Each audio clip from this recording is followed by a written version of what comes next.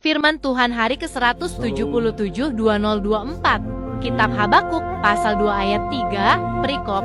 Jawaban Tuhan pada Habakuk, saatnya akan tiba, orang jahat tidak akan selamat, orang yang taat pada Allah akan diselamatkan. Pada pagi yang indah ini, kita dengarkan firman Tuhan di hari yang ke-177 tanggal 25 Juni tahun 2024, diambil dari kitab Nabi Habakuk pasal 2 ayat yang ketiga,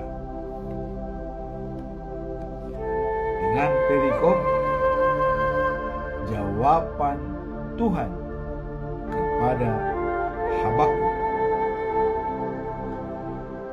Bagaimana ayat inti daripada Habakuk pasal 2 ayat yang ketiga? Demikian firman Tuhan.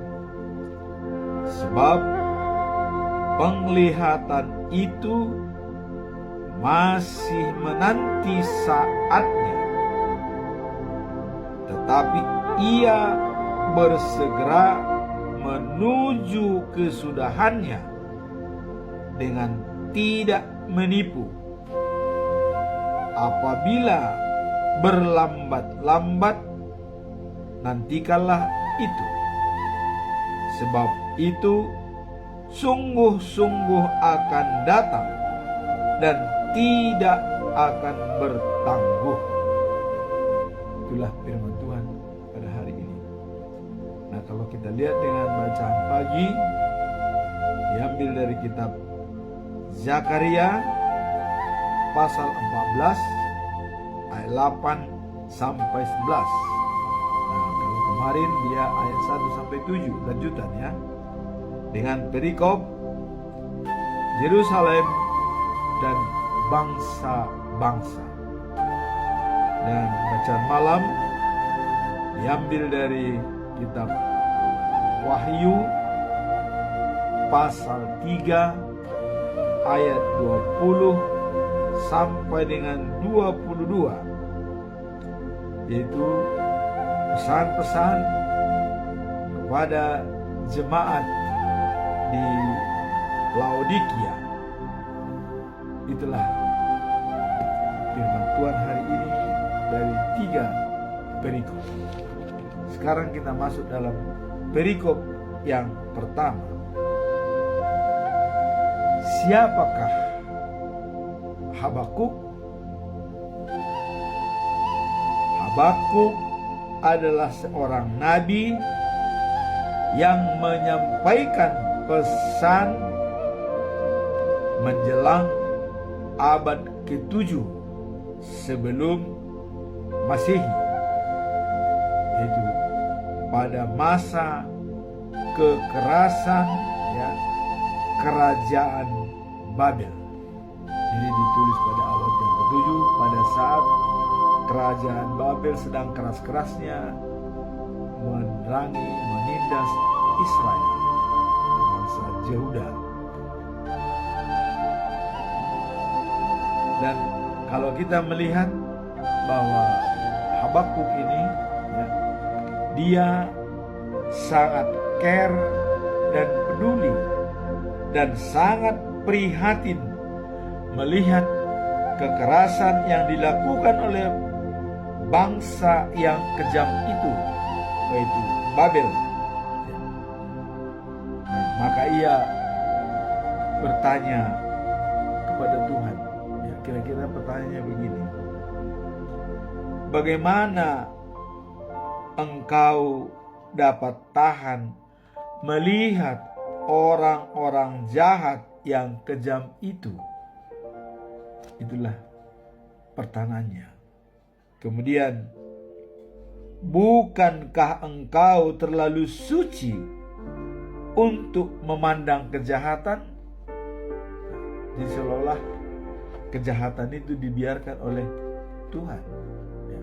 Sebenarnya kejahatan yang dibuat oleh Babel kepada orang Yehuda itu karena perlakuan bangsa Yehuda yang tidak setia kepada Allah, ya, masih menyembah berhala, tidak taat apabila ada menyampaikan pesan-pesan dari nabi-nabi yang dipercaya oleh Allah untuk penyambung lidah atau penyampaian pesan-pesan itu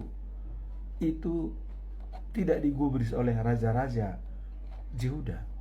Jadi mereka memang benar kata Musa, mereka keras kepala katanya.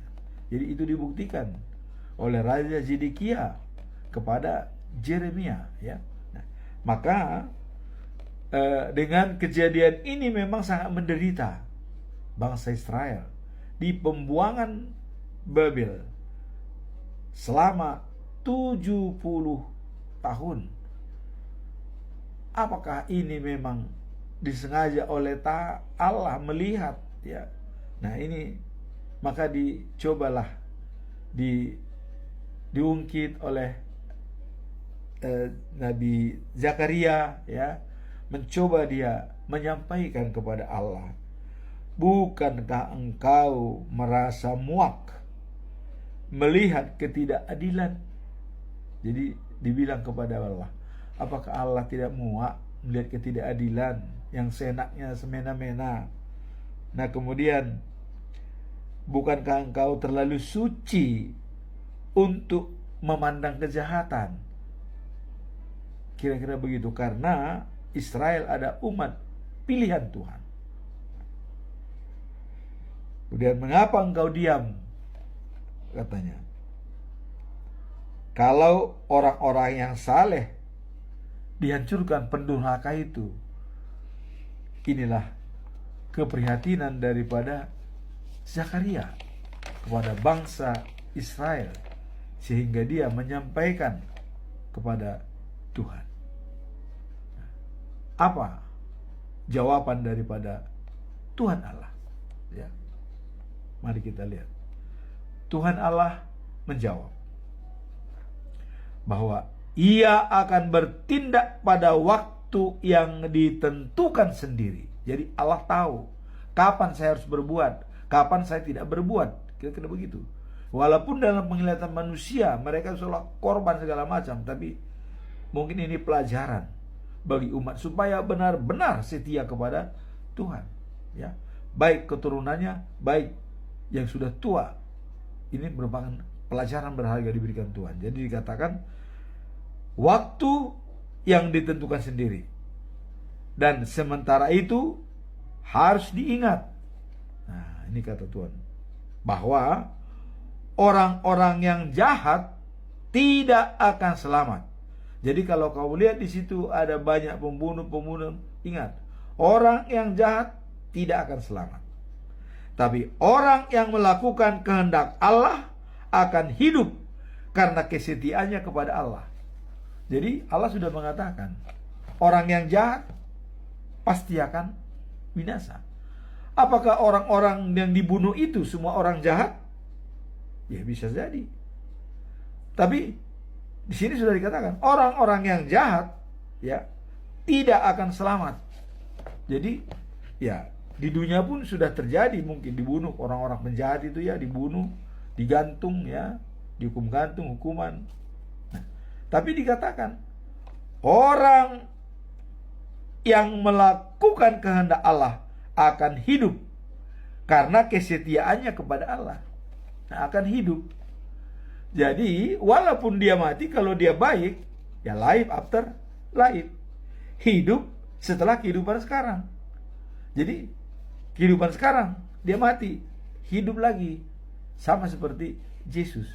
Jadi orang yang melakukan kehendak Allah, ya, akan hidup karena kesetiaannya kepada Allah. Nah, itu sudah ditegaskan Tuhan. Jadi itulah jawaban Tuhan, ya. Kemudian bagian terakhir ramalan tentang kehancuran bagi mereka, ya, yang tidak taat kepada perintah Tuhan. Nah, jadi artinya bagi yang tidak taat kepada perintah Tuhan akan hancur. Termasuk, ya, orang-orang Yehuda, orang Israel yang dibuang ke Babel. Nah, makanya mengapa 70 tahun ya diberikan waktu begitu lama untuk membuat Israel supaya bertobat, ya, supaya kembali. Nah, kemudian Habakuk mengeluh kepada Tuhan katanya. Jadi dalam perikop ini Habakuk itu mengeluh seperti keluhan-keluhan yang tadi, ya. Dikatakan sejak dulu engkau adalah Allahku, adalah yang kusembah. Nah, kemudian engkau Allahku yang suci dan kekal. Nah, Tuhan Allahku dan pelindungku. Nah, ini pernyataan daripada Habakuk bahwa sejak dulu engkau adalah Allah. Engkau Allahku yang suci dan kekal. Tuhan Allahku dan pelindungku. Nah, kemudian Babel kau buat perkasa. Jadi ini mulai dia sadar bahwa yang membuat Babel itu perkasa adalah Tuhan. Untuk ya memberikan pelajaran kepada bangsa Israel.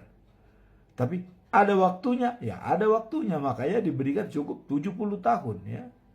Karena 70 tahun itu ya sedikitlah waktunya itu bagi Tuhan. Karena bagi Tuhan satu hari itu 1000 tahun bagi kita. Jadi itu hanya seperberapa hari itu 70 tahun ya. Nah, kira-kira begitu. Nah, kemudian dikatakan, tetapi bagaimana engkau tahan melihat orang-orang jahat yang kejam itu? Nah, jadi dikatakan bagaimana bisa Tuhan tahan melihat orang-orang yang kejam? Karena diberikan kekerasan kekuatan kepada Babel, ya, sehingga tega banget membuat kekejaman. Kemudian, ya, bukankah engkau terlalu suci untuk memandang kejahatan, katanya? Apakah Tuhan kan terlalu suci melihat kejahatan-kejahatan seperti itu? Inilah kira-kira keluhan-keluhan daripada Habakuk ya, sebagai nabi yang setia kepada Tuhan. Nah, kemudian dicontohkan lagi seperti Kain katanya kan. Jadi Babel itu ya seperti Kain lah menangkap orang-orang itu ya, dipancing, dikail, diseret, dijala ya, katanya seperti itu. Nah, kemudian mereka akan terus menghukum dengan pedangnya dan membunuh bangsa-bangsa tanpa ampun. Nah, kemudian setelah semua ini diutarakan oleh Nabi Habakuk, dan Tuhan menjawab.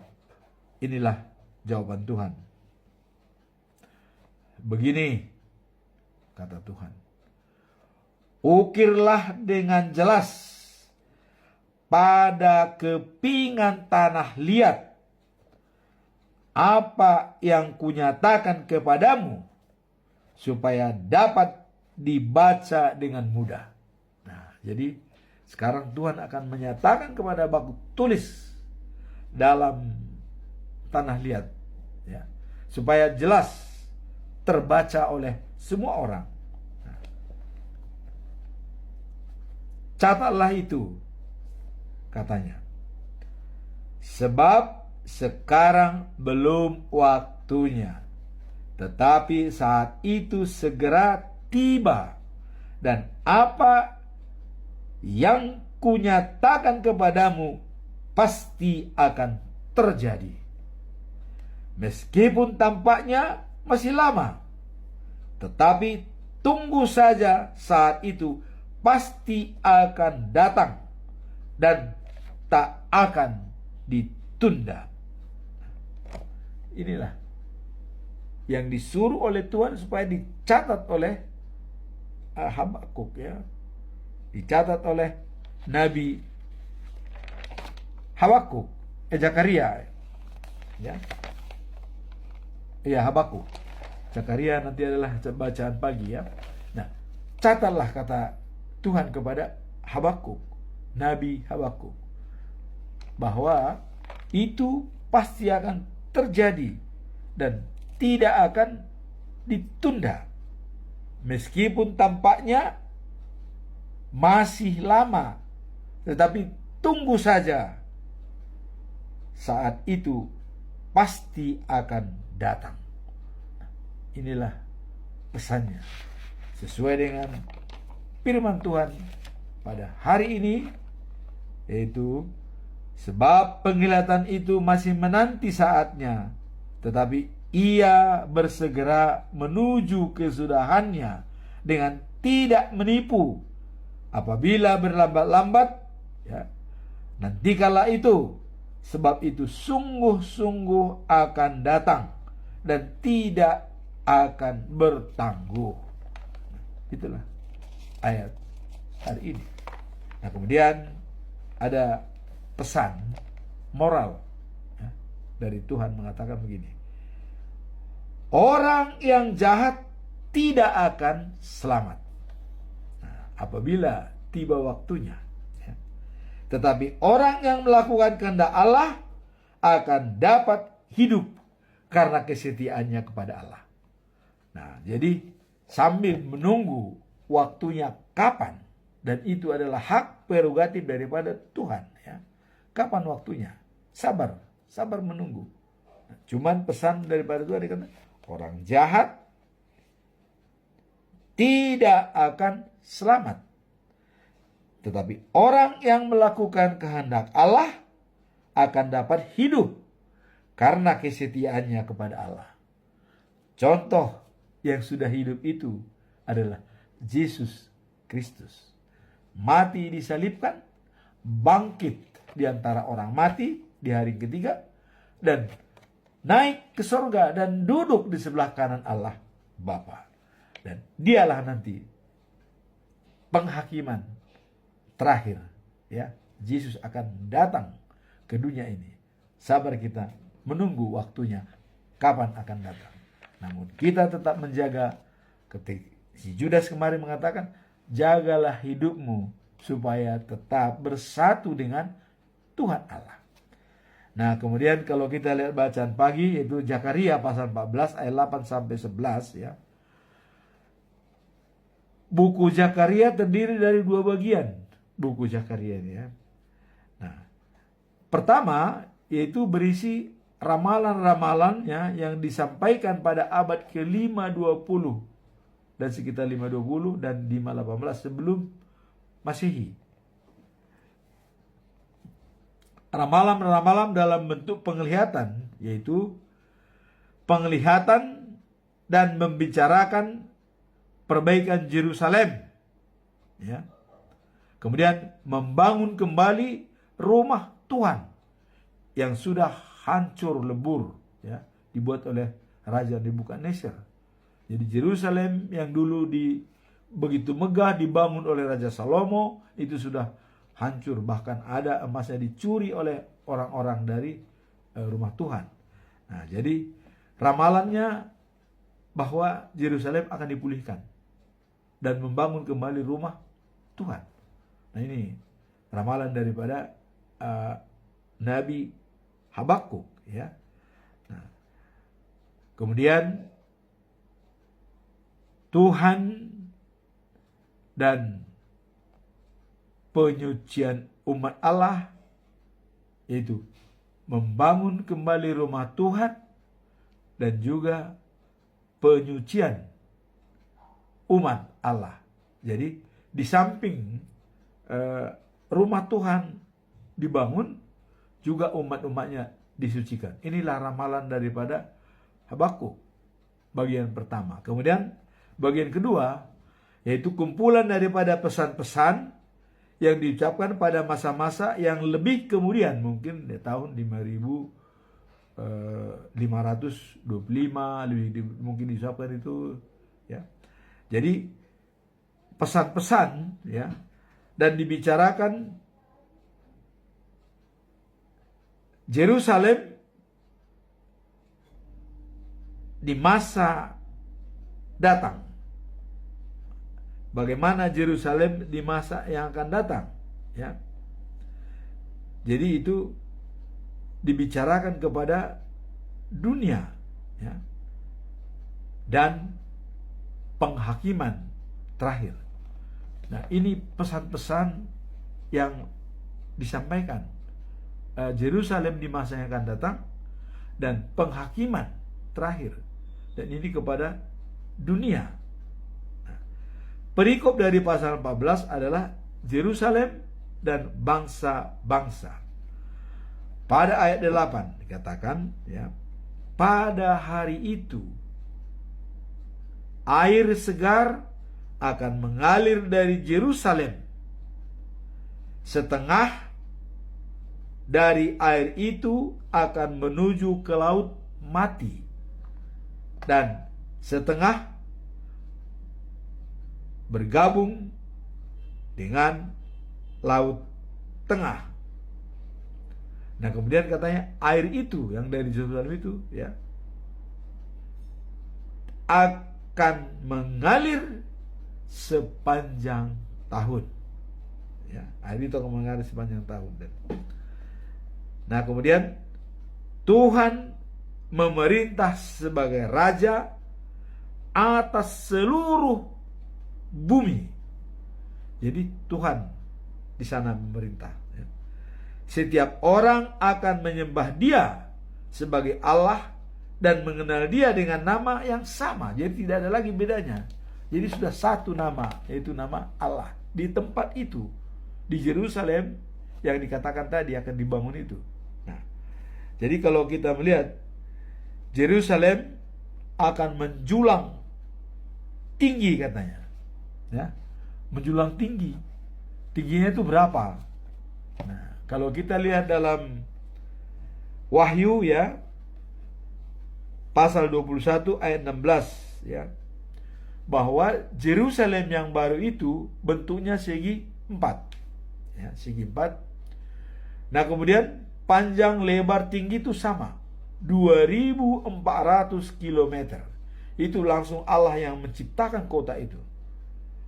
Dan di tengah kota ada air mengalir, sungai mengalir.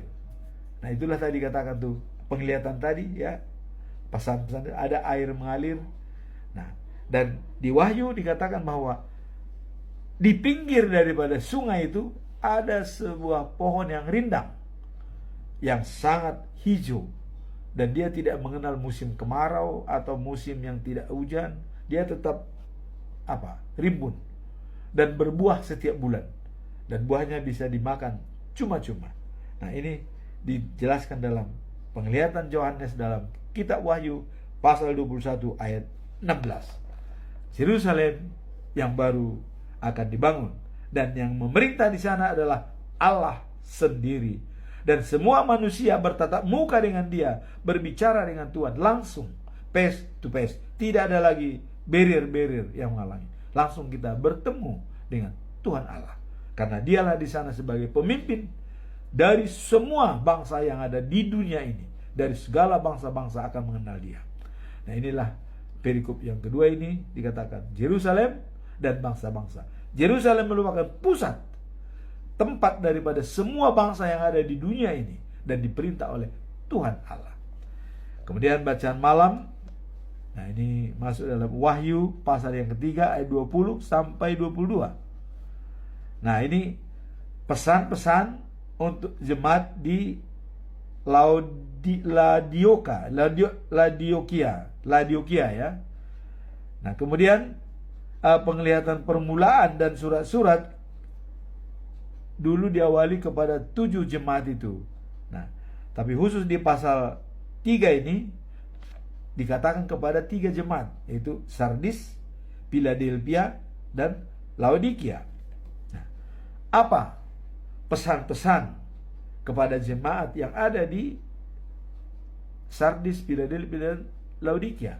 Nah, khusus kepada Laodikea, ya, dengan pesan. Jadi ini pesan dari sang Amin. Nah, Amin itu adalah saksi setia dan benar sumber segala sesuatu yang diciptakan Allah. Jadi dia saksi setia dan sumber kebenaran yang sesuai dengan kebenaran Allah. Berarti itu ya malaikat. Nah, ya. Nah. Kemudian katanya dia tahu bahwa jemaat Laodikia. Nah, dia pesan bahwa dia tahu tentang jemaat Laodikia ini. Bagaimana bentuk jemaat yang ada di kota Laodikia ini? Dikatakan bahwa tidak dingin dan tidak panas. Berarti apa? Ya, suam-suam kuku. Kira-kira begitu pengertiannya jemaat yang ada di sana. Tapi jemaat itu membantah, ya. Jadi mereka membantah. Oh, kami kaya, serba cukup dan tidak kekurangan apa-apa. Itu jawaban dari jemaat itu. Karena begitu dikatakan, Anda suam-suam kuku, ya. Anda adalah tidak jelas, tidak panas dan tidak dingin, katanya. Nah, itu sebabnya kalian akan kumuntahkan dari dalam mulutku. Karena tidak panas, tidak dingin, ya dimuntahkan kira-kira. Karena tidak jelas. Coba tunjukkan dulu siapa kamu sebenarnya. Jangan suam-suam kuku. Nah, mereka menjawab, kami kaya, kami tidak berkekurangan, kami berkecukupan. Nah, cuma dijawab, tapi kalian tidak tahu betapa melarat dan menyedihkan keadaanmu. Walaupun kamu kaya, berkecukupan, tapi kamu melarat dan menyedihkan keadaanmu. Ya. Kalian miskin. Dia bilang, telanjang dan buta. Wah, jadi sudah ditegur. Walaupun kalian seperti itu, tapi kalian miskin, telanjang dan buta. Nah, apa saran daripada saksi yang tidak pernah menyatakan tidak benar tadi? Ya, apa dikatakan? Nah, aku menasihati kalian, katanya, supaya beli emas daripadaku, yaitu emas murni, supaya kalian kaya. Nah, juga pakaian putih, supaya tidak telanjang, ya. Dan belilah obat untuk oles di matamu, supaya dapat melihat. Wah, jadi beli emas supaya kamu kaya, tapi emas dari saya, Tuhan. Beli pakaian putih, bisa menutupi badanmu. Kemudian beli oles mata, supaya matamu bisa melihat. Tapi itu dari saya belinya, katanya. Bagaimana membelinya? Ya, itulah firman Tuhan itu maksudnya, ya. Nah, kemudian orang yang kukasihi, merekalah yang kutegur. Nah, jadi kenapa ditegur? Ya, karena Tuhan merasa kasihan. Mereka diperingatkan, itu berarti tandanya disayang oleh Tuhan. Dan orang yang dikasihi akan ditegur. Nah, kemudian aku mengetuk pintu, kau dengar dan bukalah, supaya saya masuk, kita bisa makan bersama.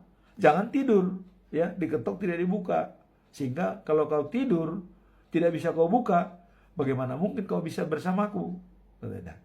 Bukalah pintunya supaya bisa bersama-sama dengan saya. Nah, kemudian dicontohkan, lihatlah, ya, mereka yang menang, ya, aku masukkan dan duduk di tahtaku, sama seperti aku telah menang dan duduk bersama Bapakku. Jadi ini jelas-jelas dari Tuhan Yesus ini, pernyataan ini, ya, yang mengatakan ini. Kata-kata ini dari Tuhan Yesus, ya. Aku mengetuk pintu, bukalah, supaya kita bisa bersama-sama dengan makan. Nah, karena mereka yang menang, ya, akan masuk dan duduk di tahtaku, sama seperti aku telah menang dan duduk di tahta Bapa. Nah, jadi contohnya adalah Tuhan Yesus yang sudah memenangkan kematian dan duduk di tahtanya dan di sebelah kanan Allah Bapa untuk menghakimi orang-orang yang baik atau jahat.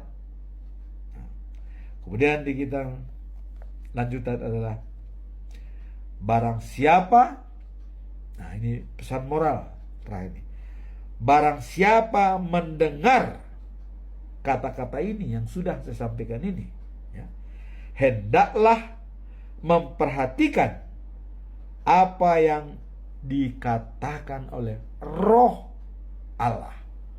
Jadi ini kembali dikatakan bahwa Roh Allah yang bekerja. Jadi yang mendengar hendaklah dia memperhatikan apa kata-kata Roh Allah. Demikianlah pembacaan firman Tuhan pada pagi hari ini. Yang pertama tadi adalah jawaban Tuhan kepada Habakuk bahwa ada waktunya dan ada masanya. Sabar menunggu. Kira-kira begitu dari Tuhan, itu jawabannya. Tapi Tuhan mengatakan orang jahat tidak akan selamat. Orang yang melakukan sesuai kehendak Allah akan menerima tempat yang baik, abadi dan kekal. Kemudian dalam perikop kedua dikatakan bahwa ya, ramalan Zakaria bahwa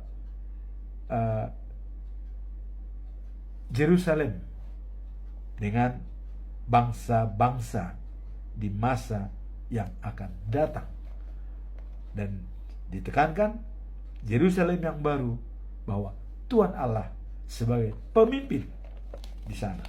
Dan kemudian bacaan malam, pesan untuk jemaat supaya tidak suam-suam kuku dalam menerima firman Tuhan, harus tegas, ya.